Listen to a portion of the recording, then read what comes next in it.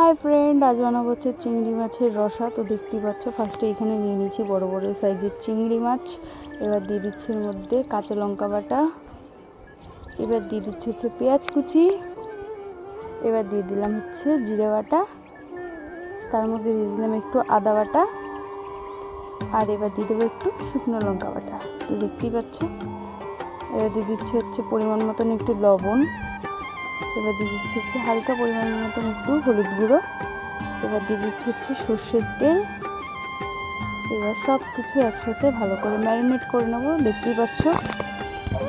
তো চলো একবারে ম্যারিনেট করে নিই, আবার দেখা হচ্ছে। তো এদিকে দেখতেই পাচ্ছ এখন ম্যারিনেট করা হয়ে গেছে, আর এদিকে হচ্ছে কড়াইতে তেলও দিয়ে দিচ্ছি। কড়াইটা গরম হয়ে গেছে, আর বাইরের সাউন্ড একটুখানি প্লিজ একটু হেড করে নেবে সব। তারপর এদিকে তেল গরম হয়ে গেছে, তার মধ্যে দিয়ে দিলাম হচ্ছে চিংড়ি মাছগুলোকে। তো চিংড়ি মাছগুলো দিয়ে ভালো করে নড়িয়ে চড়িয়ে নিচ্ছি, দেখতেই পাচ্ছ।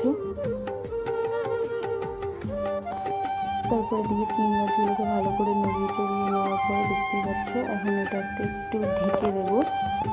তো এদিকে এখন চিংড়ি মাছগুলোকে ঢেকে দিলাম, আর এটা ঢাকনাটা খুলে দেখো কি সুন্দর হয়েছে, কালারটাও দেখো, আর দেখতে কতটাই সুন্দর। তাহলে ভাবো এখন হয়ে পারিনি, এতটা সুন্দর লাগছে, তাহলে খেতে কতটাই না টেস্ট হবে।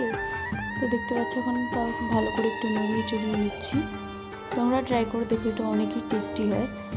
তো দেখতে পাচ্ছ এখন ফাইনালি চিংড়ি মাছ রান্না কমপ্লিট। তোমরা বাড়িতে ট্রাই করে দেখো, অনেক টেস্টি হয়। তো ভিডিওটা ভালো লাগলে প্লিজ লাইক কমেন্ট শেয়ার করতে, সাবস্ক্রাইবটা করতে ভুলো না। টাটা।